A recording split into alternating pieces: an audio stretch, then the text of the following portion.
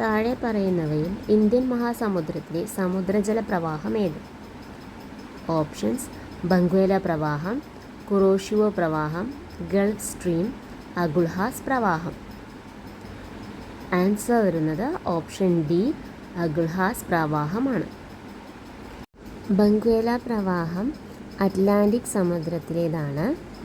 കുറോഷിവോ പ്രവാഹം പസഫിക് സമുദ്രത്തിലേതാണ്. Gulf Stream Atlantic സമുദ്രത്തിലേതാണ്. നെക്സ്റ്റ് ക്വസ്റ്റ്യൻ: താഴെ പറയുന്നവയിൽ ശരിയായ പ്രസ്താവനകൾ ഏതെല്ലാം?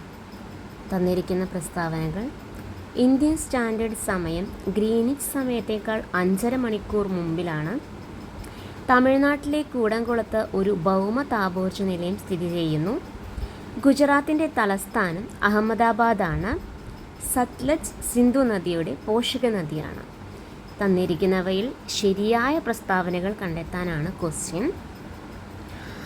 ആൻസർ വരുന്നത് ഓപ്ഷൻ ബി 1, 4 ആണ്. ഇന്ത്യൻ സ്റ്റാൻഡേർഡ് സമയം ഗ്രീനിച്ച് സമയത്തേക്കാൾ 5.5 മണിക്കൂർ മുമ്പിലാണ്. ശരിയാണ്. സത്ലജ് സിന്ധു നദിയുടെ പോഷക നദിയാണ്. സിന്ധു നദിയുടെ പോഷക നദിയാണ് സത്ലജ്. ശരിയാണ്. തമിഴ്നാട്ടിലെ കൂടംകുളത്ത് സ്ഥിതി ചെയ്യുന്നത് താപവൈദ്യുത നിലയമാണ്. ഗുജറാത്തിൻ്റെ തലസ്ഥാനം ഗാന്ധി നഗറാണ്. നെക്സ്റ്റ് ക്വസ്റ്റ്യൻ: ഉഷ്ണമേഖലാ ചുഴലിക്കാറ്റുകൾ അറ്റ്ലാന്റിക് മേഖലയിൽ എന്തു പേരിൽ അറിയപ്പെടുന്നു? Options: cyclone, willy willies, typhoon, hurricane. Answer option D, hurricane. Next question: Kollam മുതൽ കോട്ടപ്പുറം വരെ നീണ്ടുകിടക്കുന്ന ദേശീയ ജലപാത ഏത്? Options: NW1, NW2, NW3, NW4. Answer option C, NW3.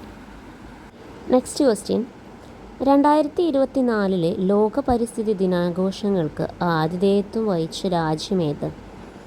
Options: China, Saudi Arabia, Britain, India. Answer option B, Saudi അറേബ്യയാണ് 2024 ലോക പരിസ്ഥിതി ദിനാഘോഷങ്ങൾക്ക് ആതിഥേയത്വം വഹിച്ച രാജ്യം.